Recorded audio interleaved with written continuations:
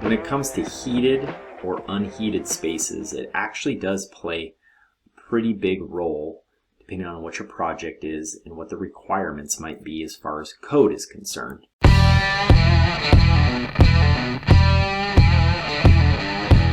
And the reason for that is really comes down to the heat loss, right? Or the cooling loss, or whatever it is you have going on. You have a conditioned space versus an unconditioned space, right? So like just a detached garage with no heat in it, it fluctuates and it moves with the temperatures outside.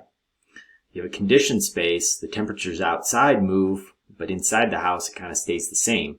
And depending on if you're cooling or heating, you're losing that heat or cooling through all the cracks and crevices and just through general heat loss.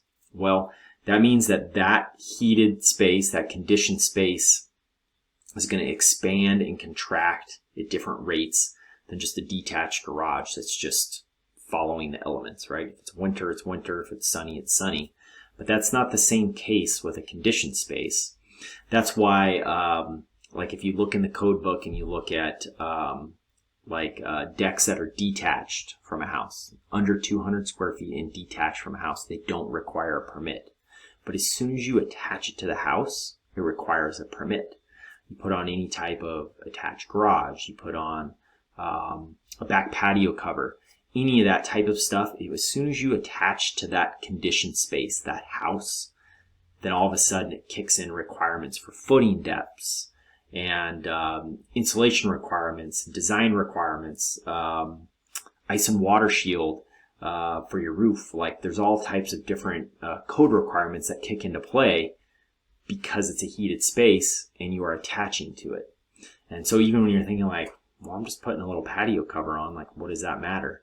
Well, the second that you attach it to the house, like I said, that house is going to expand and contract at a different rate because it's a conditioned space. And that heat loss, that cooling loss, whatever it is, those elements are moving at a different rate. So if the footings for your patio cover or your deck are not below your frost line, and they move, they heave or move or adjust with frozen ground, but your house doesn't, well, now all of a sudden you can get cracking and movement of your structure, and then it can become unsafe. Which then that's, as a building inspector, that's where we come into play, and we're like, well, we want your project to be safe for you, for your family, and for whoever else may use it down the road. And so I've had lots of inspections where I've showed up and I've said, hey, your footings have got to be, where we're at, 2 feet is the frost depth. So we say, well, your footing's got to be 2 feet below grade. You can't use pier blocks. You got to pour an actual footing. And they're like, well, the house over there has them. And it's like, well, that deck's 30 years old, or 50 years old. But if you're going to do it new, then you got to bring it to code. And if you're going to attach to the house, you've got to be down on your footings, right? Or you need to put in some ice and water shield. You can't just use felt because we live in a snow state where we get snow accumulation and ice damming on our roofs. So then you got to put that in because you have heat loss.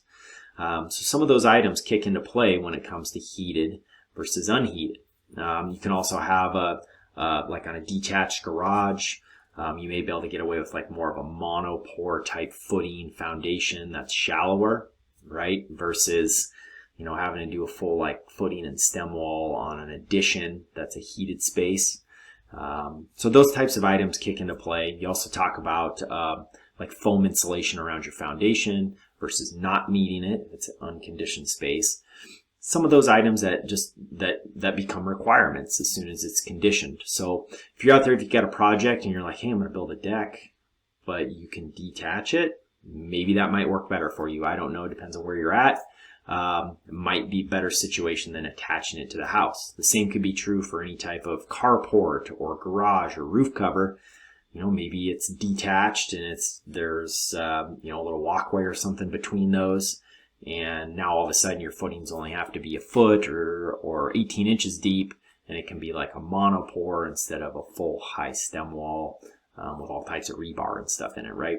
So those are questions that you might ask your building department. Is like, hey, can I detach it? Can I do X, Y, and Z and save a little bit of funds, make my project a little cheaper? Just stuff to ask, stuff to think about. But in a nutshell, that's kind of the basis of conditioned versus unconditioned, or, heated versus unheated space. Same basic concept.